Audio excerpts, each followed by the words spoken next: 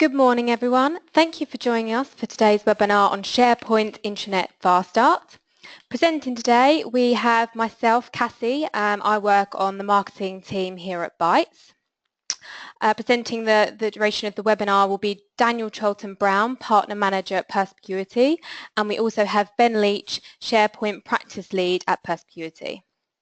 So, why Perspicuity? Bytes has selected Perspicuity as our specialist partner for deploying SharePoint and Microsoft cloud-based technologies. We use Perspicuity because SharePoint is a specialist technology that requires a highly knowledgeable level personnel to deliver correctly. This is something that we believe Perspicuity had the experience and skills to do. Perspicuity are recommended by Microsoft themselves as a safe pair of hands and being a Tier 1 Gold partner. Before I hand you over to Perspicuity, I'm just going to run through some quick housekeeping with you. Just to let you know that during the webinar you will be muted, but you can submit questions at any time via the questions box on the right-hand side of the screen. There will be a Q&A at the end of the webinar to answer these questions along with any more that you may have. Just to let you know that the webinar will be recorded and made available to you post-webinar. And if you could please fill in the short critique form at the end of the webinar, that would be much appreciated.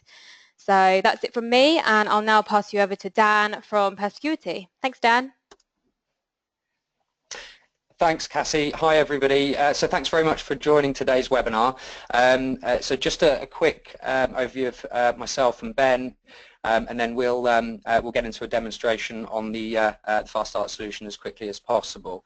So I'm the partner manager here at Perspicuity. I work with Bytes on a daily basis, and I'll be giving you a quick introduction around FastStart, why we've built it, and how it works for our customers. And then Ben, who's our SharePoint practice lead, will run you through a demonstration, and we'll have time at the end for a Q&A as well. As Cassie said, if you've got any questions as we go throughout, please do feel free to type them into the comments box, and we'll do our best to answer all of them at the end of the session. So just quickly, the agenda. We'll talk about, very briefly, who we are. We'll also give you an overview of what FastStart is, why we've built it, as I say, a live demonstration, quick summary, Q&A, and then a call to action. So who are we? Perspicuity, we are a Tier 1 Gold partner with Microsoft, have been for a number of years, since about 2002. We are purely focused on Microsoft Cloud. We're an indirect business, which means we work with partners. As Cassie mentioned, SharePoint is a very specialist technology, as I'm sure most of you will be aware. So we do our best to recruit the best in the industry, and that's why partners such as Bytes work with us. We're very focused on delivering the greatest experience and high levels of customer service to our customers and Bytes customers as well, and I think that's predominantly why we're selected over others. So a bit of background on us. As I mentioned, we established in 2002. We're 100% Microsoft Cloud and SharePoint focused. We're a Microsoft Tier 1 managed partner. Essentially what that means is we're seen by Microsoft as a safe pair of hands. Microsoft do recommend us to other partners and customers, so we receive quite a number of leads direct from Microsoft as well. We have been working since SharePoint since about 2007. We do absolutely everything around SharePoint, so bespoke projects, intranets obviously, extranets and websites, and we're obviously here to talk about SharePoint Intranet FastStart, which is a solution we built a bit over a year ago. There's a big shift in the industry now towards IP-based solutions to deliver a lot more value in a shorter amount of time for our customers, and we've deployed quite a large number of SharePoint FastStart solutions now for our customers. Also in terms of our sort of credence, if you like, many of you may have heard of Microsoft Pinpoint, which is a bit like TripAdvisor for Microsoft partners. It's actually been discontinued and replaced with something else, but for a long time we were on the first page of the top 5 on Pinpoint, and had over 50 5-star reviews as well. If you want to know a bit more about us, then please feel free to talk to Microsoft Direct, and they'll give you a bit more information. In terms of the type of customers we work with customers small and large, from in the commercial sector through to public sector. So you just see a couple of examples of some of the customers we work with. We have a lot of referenceability in a number of sectors as well for FastStart and for SharePoint solutions, and we have long-standing relationships with some very big customers as well. So our focus, obviously SharePoint, as I've mentioned, we offer a range of services around SharePoint. Office 365, very much focused on Microsoft Cloud and Azure as well, and the Enterprise Mobility Suite, or EM and S as it's known as well. So we're obviously here to talk about SharePoint Intranet FastStart, so I'm just going to give you a quick sort of overview of some of the typical intranet challenges that people face and the reasons that people look at our FastStart solution. You've obviously got three sort of areas within a business where there are challenges: the IT department, the business itself, and then end users. So what we typically find with IT when we first engage with IT is that many people have an intranet, but it's not fit for purpose. So it may be something that was built in .NET or an older version of SharePoint, and for various reasons it's not been updated, content isn't uploaded regularly, and it needs a bit of a refresh. The administration around that can be a real burden as well. That means that IT are constantly having to answer requests to build team sites, things like that, and it becomes really a bit of a burden for IT. The obvious challenge as well with IT is unknown project costs. So that's a typical problem with SharePoint. You know, if you're going to make updates to the intranet, how much is that going to cost? When are those costs going to come through? So we answer a lot of those questions with FastStart, and we have a very predictable fixed cost, fixed outcome solution with defined project costs. In terms of the business, challenges for the business are pretty self-explanatory. How do you make your employees more productive? How do you retain those employees? How do you communicate effectively with them? How do you ensure that news and events are communicated in an effective way, and also content is fresh and is not out of date? That's a very important factor when you're looking at an intranet, so that you can really ensure that that the solution is adopted. There's fresh information on there, so that people will keep coming back to look at it. And again, predictable project costs. It's a very common problem that IT keeps going back to the business saying, well, we actually need more money to do various things. From an end user perspective, end users really want a single source of truth. So they want to know they can go to one place, they can find information quickly and easily. How do you find somebody that works in a particular team? So for instance, somebody in HR or finance. How do you locate documents? All those things are obvious reasons that end users have a requirement for an intranet. Working on latest versions of proposals, sales proposals, for example. So all of these are common challenges that an intranet will overcome. But as I say, in making sure that that intranet project is run in the right way and is deployed in the right way are also typical challenges that our customers face. So I'm just going to give you a quick overview of what FastStart is, and then we'll quickly get on to a demonstration. So SharePoint Intranet FastStart essentially is our fixed cost, fixed outcome intranet solution. A lot of people don't know where to start when they're coming into SharePoint, and historically it's been quite expensive to build intranets from the ground up. So really this is an IP-based solution. We've done a lot of the work already. So we used scripts and templates from other projects that we've been involved in. So you essentially get an enterprise-grade solution at a very, very reasonable cost. What we're doing basically is giving you a very complete solution with a predictable outcome without having to build everything from the ground up. So our solution is available on Office 365 as part of SharePoint Online. It's also available on SharePoint on-premise. A lot of our customers still require that on-premise solution. It's fully mobile enabled with responsive design. If you are considering doing something internally and building your own solution, that's very expensive to maintain. If you have a bring your own device policy, every time a new mobile device or a tablet comes onto the market, you're going to have to do a bit of work to ensure that your intranet solution is compatible with that. So we keep all that fresh for you, and we keep it working. We reduce the go live time for your intranet from months to weeks. Now, if you're involved in SharePoint projects before, you'll be aware that it can be a very long process to actually go live. There's a large requirements gathering exercise which typically takes place at the start of an engagement, not just with SharePoint but other intranet projects, and that really involves going around various departments and each department saying, well, you know, and we have a list of requirements.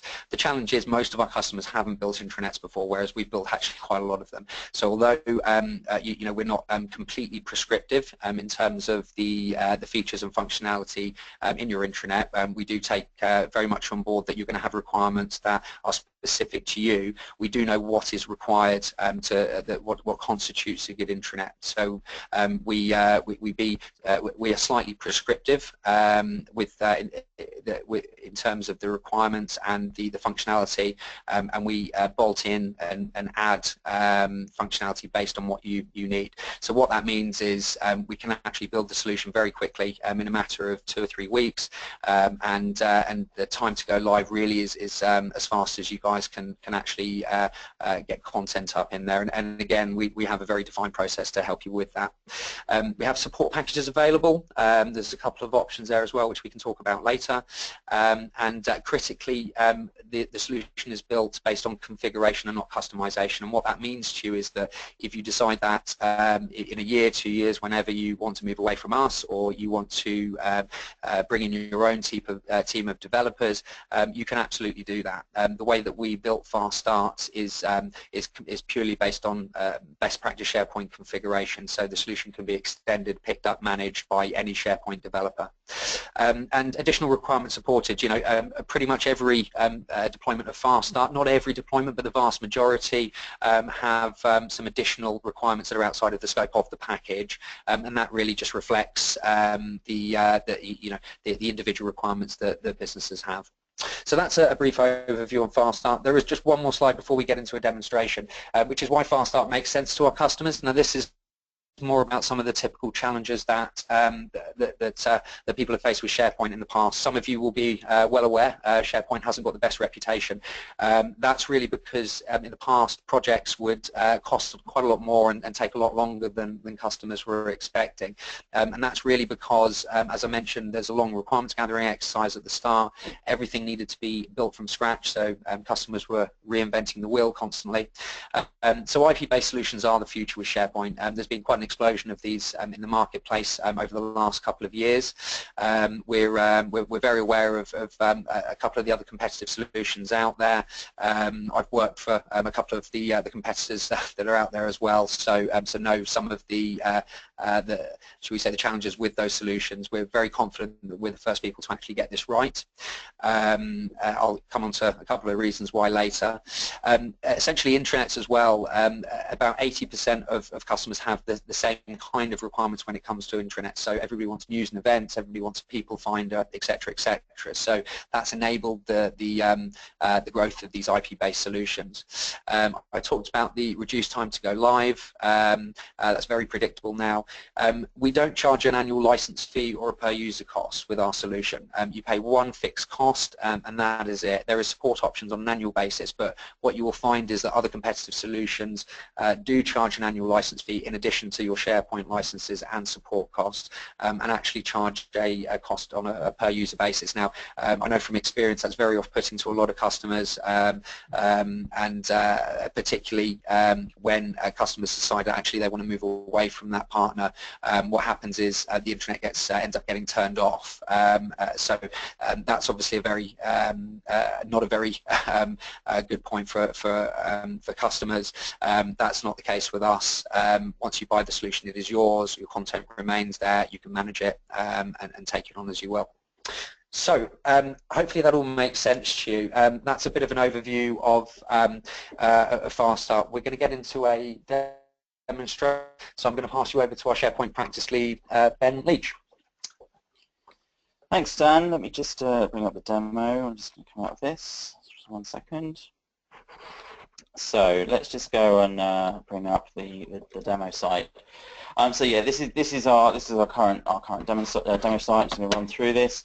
So what we're looking at the moment then is the intranet homepage. When we think of intranets, quite often they will effectively almost be we think of them as the shop window to the business actually. So ideally they work most effectively if they're set as everyone's default default homepage in their browsers. As soon as they open up their default browser, then you're bringing to everyone's attention any sort of corporate messages that you want to put out. A common complaint of intranets in the past, and some of the kind of pain points around historical intranets where they weren't that successful, is that there was a general perception that they were quite static and they were quite sort of top-down corporate information only and not that much engagement from users. So one of the things that we've done with this is actually incorporate what's called the Delve feed. And the idea about this, and I'll show you in a second, is that when you're working within particularly SharePoint Online, any interactions that you have with your colleagues as you email someone or share someone, they're actually being tracked and they can be presented back at you. So you can see views of, you can see feeds of the documents that you've recently viewed. You can see what's trending around you. You can get a bit of an overview of your team, etc. And that's all brought together in a single place. So what we've got here on our homepage is the corporate news information, the carousel that everyone likes, with nice sort of image heavy, makes an intranet sort of really pop. But literally above the fold, you've got corporate mixed with personal information that's relevant to you directly. If we go a little bit further down, we can see, things like share prices.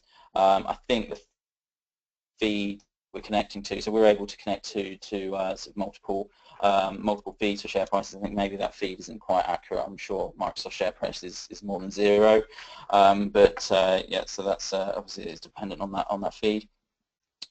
We can also do things like simple forms. So common things are the ability to get some feedback, to get some form of kind of interaction and have a bit of a two-way communication channel with your employees. So in this particular case, you can go and ask a question. If I just go and pop that up, we'll see in a second. You can actually go and fill in some details.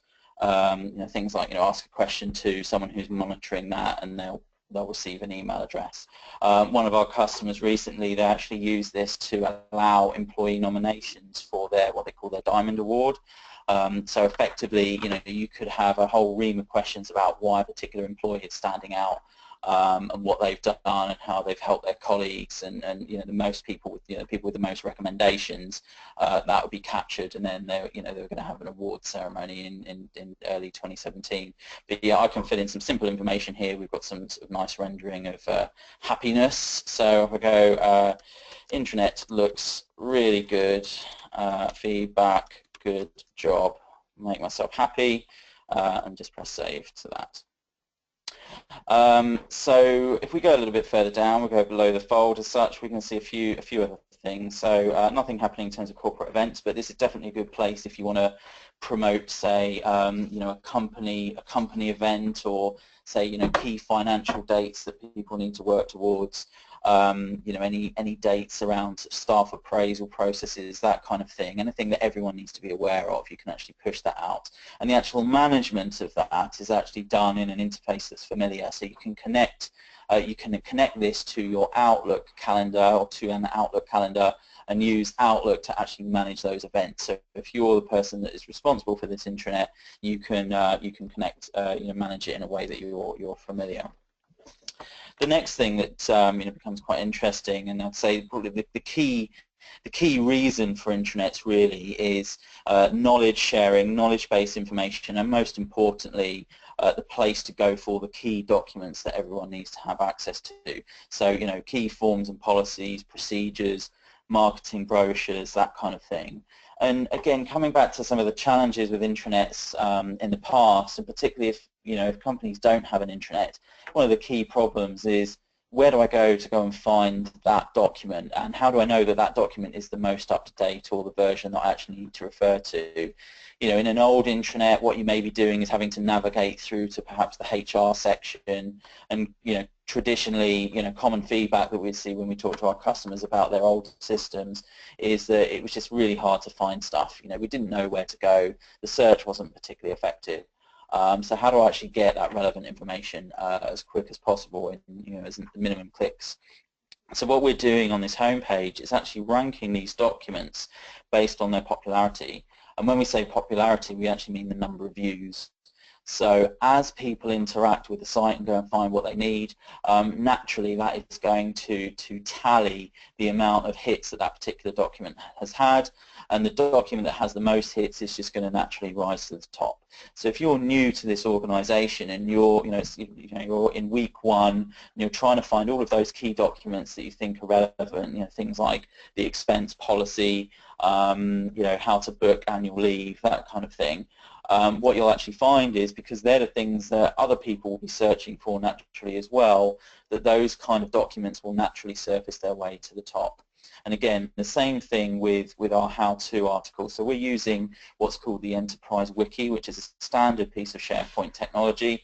So it's a way of creating rich text, knowledge articles, and you can embed videos and all kinds of things. You can embed videos, upload links, link to YouTube, link to the Office 365 video portal, which is an internal enterprise only, an internal enterprise version of YouTube for employees only. And again, that can all be ranked based on popularity. If we go a bit further down, then we have the stuff that you would normally expect to see from an intranet. So in this case, we've got business information, links to office addresses, etc. Some customers like to use this as the place to store things like their core values. So if they've gone through a recent internal marketing exercise to redefine their vision and their values, this is a good place to promote that kind of information. You can actually go and link off to other supporting pages around it. But again, other companies, for instance, having a central place, where do I get the company number or the VAT number? If I'm putting a proposal together that needs to go out to my customers, where can I get that information? So it really draws it home that the intranet is the place to go to get everything that you need, and that may contain links off to other supporting systems like an HR payroll system, but it is always that starting point on your journey in terms of finding information within the business. And finally, of course, we've got things like embedded Twitter feeds. So quite often, marketing or marketing department will put a lot of effort into social media and how they're projecting themselves to the rest of the world, via their internet and social media presence, but it's not always that obvious how that's going out within employees. So actually being able to show what people are, how the company is talking about itself on the intranet, then you're getting that messaging over to internal employees as well. And we've got common things in the footer that you expect, so links to other systems, sitemap functionality, that kind of stuff. So all kind of fairly traditional standard functionality. One of the key things then is that generally on our feedback we say the most used function of any intranet that we tend to see is the people finder. But I'm just going to jump over, so we can directly search for people in here. So I can search for myself. I'm actually just going to jump over to this people page, which is effectively your people directory. And what we'll see here is we can see a list of people in the organization, and actually you'll be able to see their what is called their presence information. And what this basically means is that if you've integrated with an instant messaging platform, so Skype for Business is the obvious one, which comes as part of the Office 365 suite, but say if you're using Link, you haven't upgraded yet, or even other third-party tools, Jabber, for instance, is a fairly common one, you can actually see immediately if that person is online, and you can actually start a conversation with them. So I'm going to actually start a conversation directly via the people finder with my colleague Rupert. So that is going to fire. I'm on Do Not Disturb, as you can expect, to say, "Hi Rupert, I have a question about sales. Can you help?" And we'll see if he comes back to us. We'll just leave that there for the time being. Now the other thing that you can do is, if you have a look down this left-hand side, you can see what are called refiners. So these are ways of narrowing down your search. Effectively what we're doing is a search against people, and I can actually narrow that down. Just one second, let's see what Rupert has to say. Good, thanks. I will come over and talk to you in a bit. Right, good stuff. So if I narrow down, say for instance I want to find all of the people that might have a skill set around SharePoint, I can actually click on the keyword, click on SharePoint, and I'll actually see that get narrowed down. So I can see myself, you can see some of my interests there, some slightly dubious interests. We can see my colleague Ryan and my colleague Steve, and again I can start a conversation with them. So where this really becomes quite relevant is particularly in an organisation that's got a lot of different offices either around across the world or even even just multiple offices in the country. Being able to get quick access to someone or find an expert in a particular topic. Say for instance I wanted to do a search for legal, for instance. I can actually see the people in the organisation that have got legal in their job title or in their skill sets. So it's that way of searching for people, narrowing down to what you need. Again, let's go and find the job title of Assistant Legal Counsel, and there we are. As I say, I can start that conversation. Again, what I could do with Rupert, let's see what Rupert said, no problem, look forward to it. So other things that I can actually do directly from Skype for Business, again, my journey starting from the intranet is do a presentation. I can actually start a conversation with them via internet, via voice over IP, do a presentation, run a team meeting, etc. Now, so what I'm also just going to do is, so I've talked about people search, but one of the real powers of SharePoint is, that's great, one of the real powers of SharePoint is its search capability. So if I just click over to the everything view here, what I'm going to see is, just bear with me a second, we're just updating our demo sites a bit quicker. So again, I can actually now see a search across everything. So that's not just people, but that's documents, images, etc. So everything that's actually within that intranet. Say if I want to narrow that down to Word documents, for instance, so I'm going to do that. If I just hover over this document, I can actually get a preview in line of that document, so I can fairly quickly narrow down to what it is that I'm looking for, and without even having to download and open that document, I can see, just as a quick overview, if that looks like it's what I need.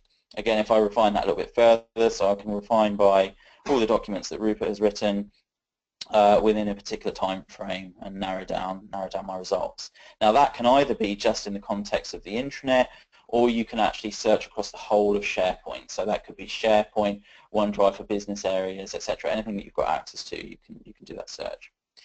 Now, I'm going to jump over to the news area quickly, just to give you a quick overview of that. So if we have a look at this, this is a place where all news articles will be created. So if you have an internal comms team, they would be responsible for creating news articles and messaging that would then get surfaced up onto the home page in that carousel that I showed you. Again, this is search driven, so I can narrow down based on, I can narrow down based on either a particular topic, or I could define categories. We've only got a couple of categories because it's just a demo site, but that could be things like, a message from the CEO, or updates, employee updates, or financial updates, that kind of thing. I can actually narrow that down based on the particular topic I'm interested in, and then see, go and have a look at that news article. So we'll just give that a minute. So yeah, we go and click onto that news page, as I say, we can go and see that article. I'm just going to jump over to the sales area then. So one of the key things around any intranet is actually having a presence of the various different departments, so you can actually see a bit of a summary of what all the departments do. Common challenge, someone new to the organisation, excuse me, the sound in the background. Common challenge of someone joining an organisation, particularly a fairly large one, is just what do all the various different departments do? Who do I contact if I want to ask something about a particular topic, etc. So if we go into our sales area, I can see news articles that have actually been tagged as relevant to sales. I can see a summary of who the key people within the sales team are. And actually we've got an additional component that we've written ourselves, which is this employee spotlight. So you can actually do things like, again, nominate key people who you want to sort of welcome into your team. Say for instance someone's just joined, you could just put a little welcome message and actually go and take them off to their profile page. We go a bit further down, then standard things that you'd expect. So links to different areas. In this case, we've got a proposals area because we're working in sales. I could have links off to the CRM system, which is outside of the intranet, links to the group within Dell, for instance, or links to sort of common document templates that I need.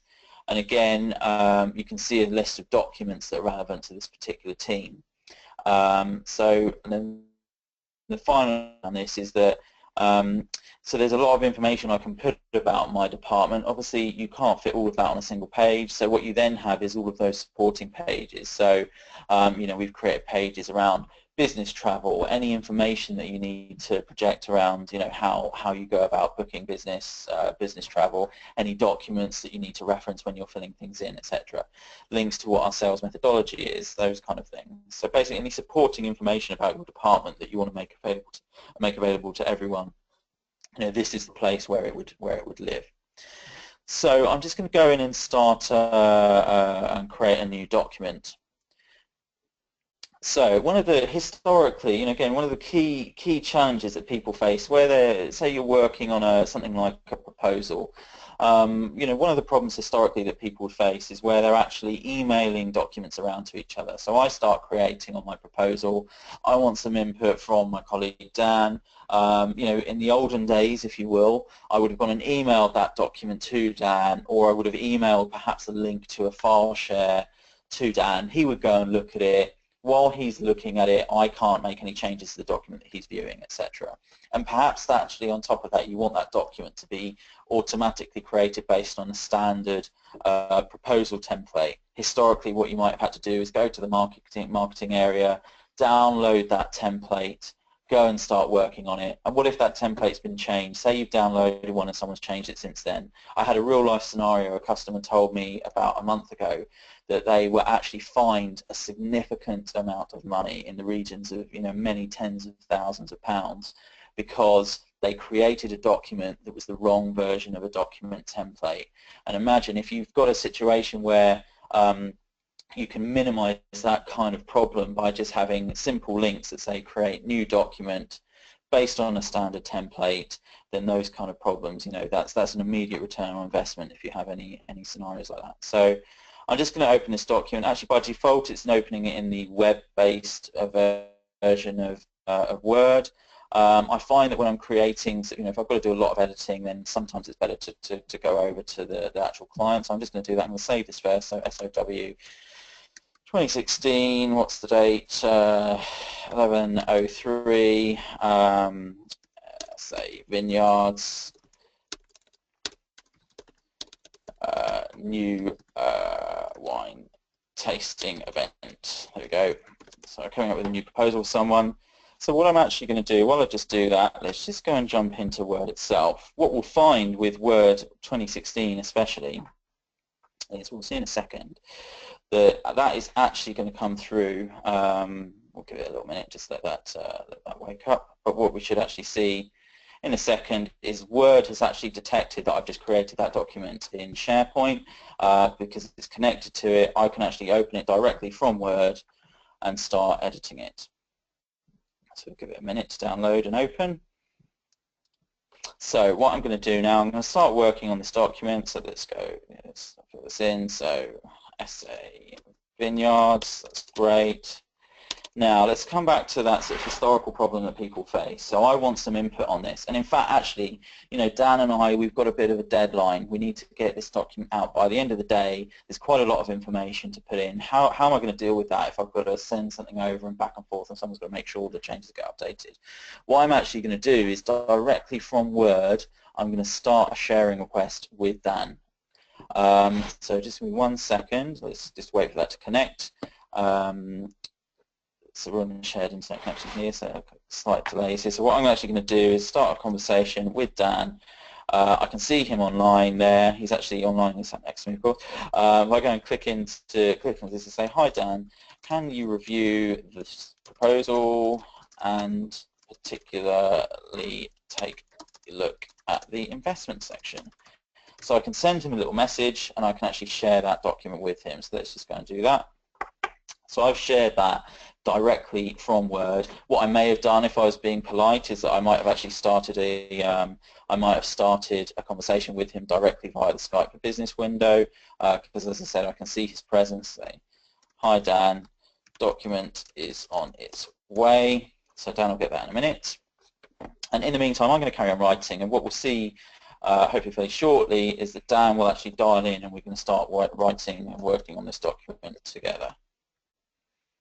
So let me carry on with that. So project, new wine tasting event. Go a bit further down. May be having a couple of technical issues, but it's not a problem.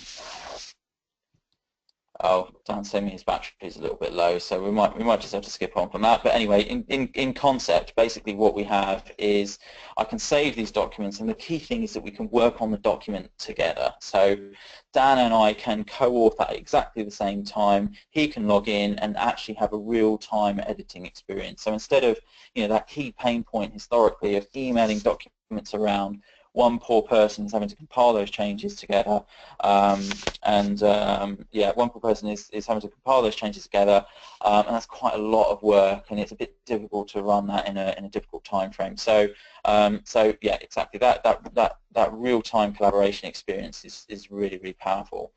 Now, one of the key things about this is when I actually send that request over to Dan, he will receive an email, but he's not going to have an attachment with that document. He's just going to have a link to that document in SharePoint. It's just telling me that's come over to him.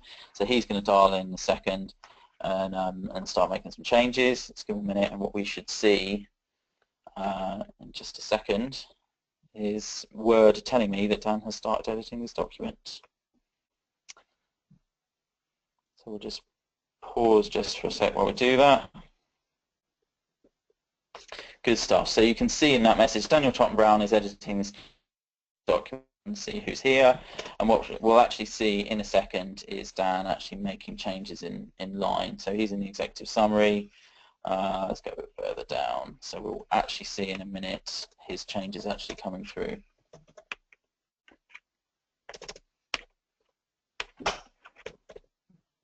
Where are you, Dan?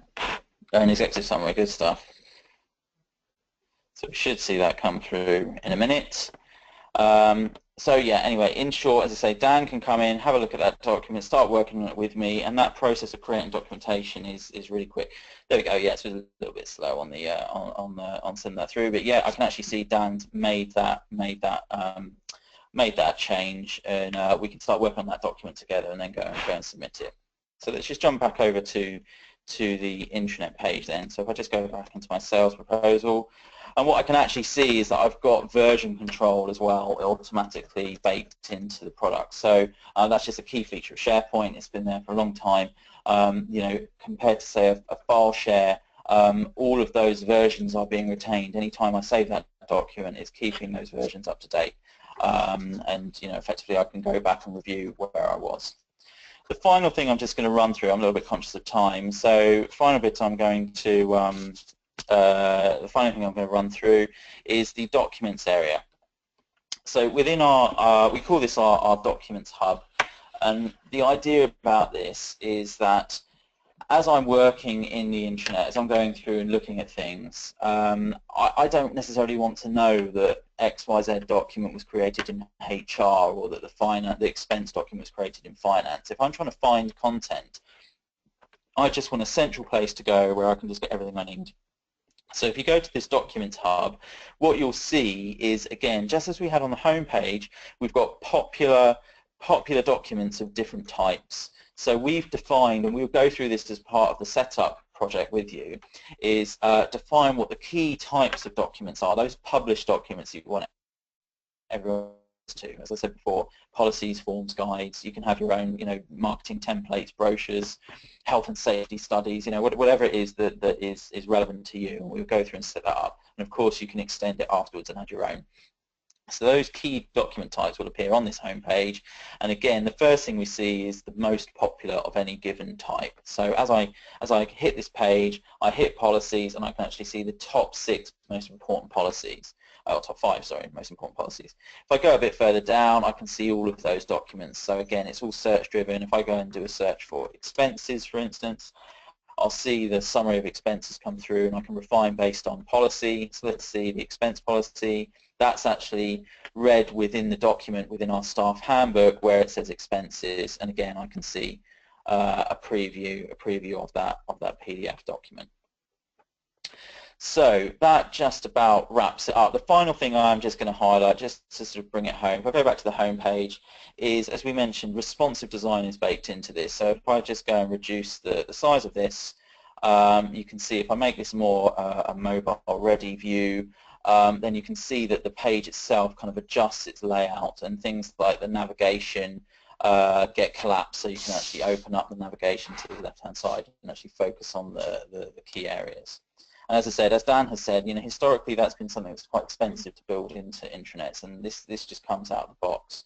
Final point then before I finish is, as far as branding is concerned, if you were to adopt this product, then you've got a standard layout, but all of these color schemes and these logos, they're up to you. We would start that process off with you, figure out what brand you want, and then apply it to the intranet. So we're going to go on to questions, and I believe I'm handing back over to Cassie, or to Dan. There we go. Yeah, thanks, Ben. So we'll just get the rest of the presentation back up. So just a couple of quick things I'm going to summarize, and then we'll go into the... So as Ben said, each deployment of FastStart, our customers get a very fresh-looking intranet which reflects your brand. So we can provide mock-ups to show you pretty quickly exactly what your finished intranet solution would look like. As Ben talks about responsive design, so that will continue to work on any devices as new devices come onto the market, and this is a very personal experience for your employees, which is one of the biggest challenges that we customers tell us with intranets is user adoption, and particularly with SharePoint. Many of you may know SharePoint out of the box. Vanilla SharePoint is very tricky to find things. It's not the best user experience. In fact, it's a pretty poor user experience, which is one of the reasons for the growth in these kind of solutions. So what employees will see is content that's relevant to them, and we do that by surfacing information through Active Directory. In terms of IT, you can enjoy a very low-risk approach. When you're asking for money from the board or your financial director, you can be confident that you're not going to have to go back and ask for more.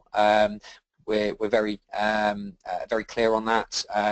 We provide very clear statements of works which will really define everything that we're going to do, the full project costs.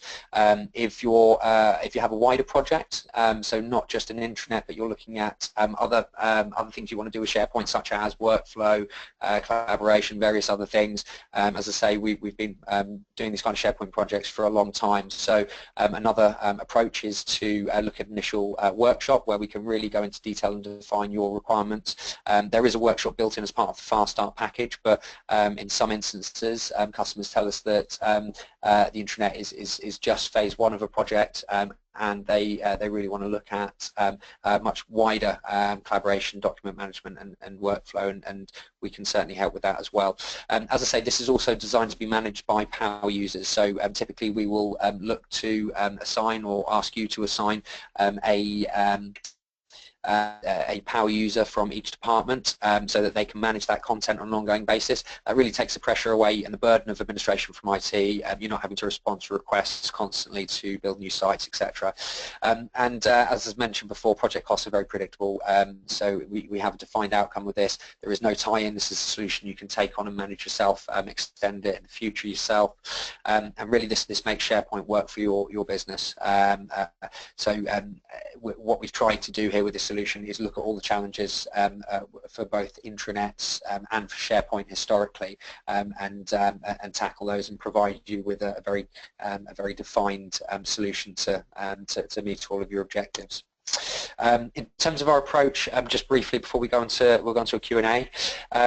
So we have a very standard process. We have fact sheets on each aspect of this. So you know, we have referenceability. This is a solution that we've deployed many times. Although it's a relatively new solution, just over a year old, we've deployed a number and have a lot of references as well. So if you do want to talk to existing customers, we can do that. We can provide you with support around bespoke requirements that are outside of the scope of this solution. We are constantly building new enhancements to the product as well, so you get the benefit of that, and of course there's ongoing support with this as well. You can take a support package or you can manage it yourself, and if you want to extend it and want some hand holding, we can of course help with that. So just briefly as well, quick overview here of the areas we cover again. So we can look at the initial workshops. We obviously have FastStart as a package solution, but we can help you with bespoke projects as well, not just around SharePoint, but also areas such as the Enterprise Mobility Suite and Microsoft Azure. And workshops, as I mentioned, we have defined workshops to look at both new functionality and features within things like 365, SharePoint, Azure, and EMS, or if you have an existing environment, for instance, around SharePoint and you want to do some remediation work, we've run into problems with that, we can come in and help with that as well. So hopefully you've got some benefit out of that. We're just going to move on to a Q&A now. So we have had some questions come through, which I'm just going to run through. So the first question, why have we not plugged Yammer in given Office 365? Essentially we've used Delve in the example here, but our customers do, some of our customers do want Yammer embedded, and we can do that. Ben, I'll hand over to you as well to give a bit more detail on that. Okay. Yeah, so that is a very good and very fair question. So there's a couple of things about that. So first of all, Yammer itself does actually support the ability to embed group feeds directly into SharePoint pages. So in the same way that we've embedded things like Delve and Twitter and potentially videos, you can actually use the same approach to do that. The reason why we haven't at this point, although it is on our roadmap, the reason why we haven't actually decided to do that and bake it into the product just yet is because a lot of customers that we do talk to are not ready for that kind of journey. Some customers want to use Yammer, some have had some bad experiences around social media, you know, and you know, treat it as, you know, there's a view that we don't really want a Facebook, we block Facebook, so why would we want a Facebook for the enterprise? So the point is, whether or not you agree with those approaches, we have to have a solution that works for you know, 90–95% of our customers. Again, having said this, because it is a platform that you can build on, it's perfectly feasible to add additional integration into that. So, as I say, it's not in there. We are bringing it into the roadmap because we're obviously aware of the need for it, but not all of our customers are ready for that journey yet. Okay, thanks, Ben. So we've got several more questions coming through, and we're conscious of time, so we're going to run through as many of these as we can. So the next question is how much for a quick win are we looking at the solution? As I say, your license fee or per user cost. From a commercial standpoint, you're looking at around about 20K for the solution. We're very confident that's the lowest cost for a fixed cost SharePoint intranet solution on the market today. Okay, next question. Can we build our own templates? Can you build your own templates? So yeah, that is a good question. Not specifically at this point. Part of the challenge around this, actually, if I was to answer that in a technical way, is that part of the challenge around that is that we have to use what's called the publishing infrastructure, and Microsoft have made it more challenging to actually create templates, you know, in this environment. What I would say to that, though, is that if you had a specific layout for a department template that you wanted, a specific organization of components, then we would cover that in the requirements process. And you know, we're covering that in the requirements process and configure it based on how you need. So there is some flexibility. We think of it as a tailored product. You know, it isn't completely prescriptive, but we do have to work within the constraints of how how Microsoft manage this platform. Okay, thanks, Ben. So just another question around how prescriptive it is. So can features be added to the solution that aren't out of the box? Yeah, absolutely. So again, there are within the scope of the FastStart offering itself, we have come up with a few components and widgets that you're able to choose. So you can pick and choose the ones that you actually need.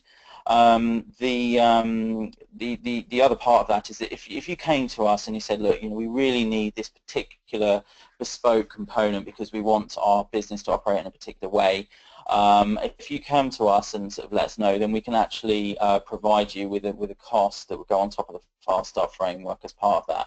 Now, again, historically, doing a completely requirements-led project would be quite expensive.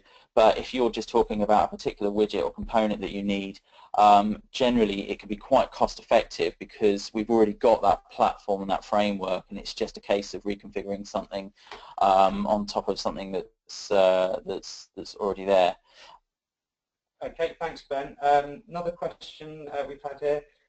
So how much of SharePoint do you need to implement for this to work? So in terms of people skills, teams, documents, templates? Okay, that's a very good question. So if people didn't hear that, I'll just repeat that question. So how much of SharePoint would you need to implement to make this work in terms of people, documents, teams, etc.? So yeah, so that's very much more of a sort of business a business question, really, as an adoption question more than the technical one. I'll deal with the technical bit first because that's easy to address. So you don't need to have SharePoint being used already. If you've got a SharePoint infrastructure already, or if you're using Office 365, then we can deploy this solution straight into that environment. And particularly for people with Office 365, we tend to find that this kind of offering is their first foray into the world of SharePoint. They may be looking at email or OneDrive for Business, and this is their entry point to start getting some buzz on SharePoint that they can then start rolling out at a later date. In terms of the people aspect of this, so I think as Dan said earlier, when we run these projects, we do really need engagement from yourselves. So you'd be looking at a stakeholder, ideally within marketing or internal communications, that would effectively own and be the sort of the power users and owners of this solution. That's generally more those folks as opposed to IT, I would say. And then to really get the most out of it, we basically help you identify who the key people are within each department, and you would start with putting the key documentation that everyone needs to access. As you move forward and get more comfortable with using SharePoint, then the things like collaboration and actually starting point for creating new documents, etc., that will come over time. Okay, brilliant. Thanks, Ben. So the next question, we've got quite a few questions coming through, so we're not going to have time to answer all of these, but we will do a couple more.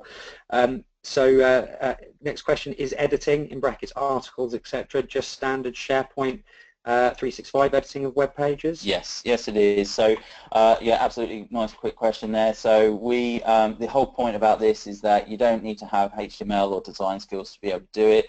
We've got the standard layout, so and when we've done this in a way to make it as simple as possible. If you've got SharePoint experience in the past, and suppliers would create lots of different page layouts for you to use. We make it nice and simple. So if you go into News, you press New Page, the default layout is loaded, so all of the configuration choices are there, have been taken away and made more simplistic, and then it's just rich text content, standard SharePoint functionality, as is with the Enterprise Wiki page. So we're building on top of the functionality that you may know already if you're exposed to SharePoint, but just highlighting on top of it. Brilliant, thanks, Ben. Just a quick question that I can answer here as well. You mentioned standard layout. I'm assuming we could remove or add components we're not interested in. Absolutely, yeah. So standard layouts. So we have some standard actual page layouts, and then the components that you put on them, you can choose how you configure them. In the workshop, in the kickoff workshop, we would run through the demo site again, and we say, look, here's the Delve feed. Do you want to use Delve? Are you ready for that? No? Okay, we'll remove that and we'll put the events component up on top. So all of those kind of silos of information, you can move around and adjust how you want, I should say modules really of information. You can move and adjust them how you want. There are certain things that are fixed. So the way that the headers and footers, if you want changes to those, then we would, that would basically be outside of scope. But moving components and picking and choosing is absolutely feasible. Brilliant, thanks Ben. And just a final question here, and then we're going to have to wrap up to talk to you further about this as well. There'll be some contact details after on the next slide. How does FastStart stand out from out-of-the-box SharePoint site templates? Is there any development involved? Any specific web parts in particular which is not available out of the box? Yeah, that is a very good question. I think the best way I can demonstrate that is go and bring up an out-of-the-box SharePoint page. So why don't I just do that now? BL Team Sandbox. Microsoft are changing their pages slightly, but again, it's still quite restricted. So if we just have a look at this is an out-of-the-box SharePoint page with no branding applied, whereas this is effectively our site with responsive design baked in, etc. Microsoft are making changes and they're trying to make it a bit better, but it's still very, very basic, very, very vanilla. As far as custom components, if we just jump back over to the sales area, I'll just do that for 1 second. Our key contacts component, the employee spotlight, the carousel, the news feed, the Delve feed, all of those are components that we have written to basically add additional functionality. So based on things that people commonly ask for, we've built that into the framework, so you don't get that out of the box with SharePoint. Thanks, Ben. And just to add to that as well, what you are getting with this solution as well is a lot of our experience around the best way to run these projects, to manage them moving forwards, and to get set up at a defined cost. So anyway, I hope that's been really useful. We are just going to wrap up now. If you've got any questions, please do get in touch. You can contact Bytes, give them a call or send them an email. Happy to set up a personalised demonstration, initial call to find out a bit more about what your specific requirements are. Bytes obviously are very, very proficient around the licensing. I know there was a couple of questions that came through on that we haven't had time to answer, but give them a call. I'm happy to get that arranged. And also, if you do have an enterprise agreement or a volume licensing agreement with Microsoft, there may well be some funding that can help and be put towards this as well. So that is it for today's webinar. I hope you found that of use. Yeah, please do get in touch. Happy to have a further conversation, and enjoy the rest of your day.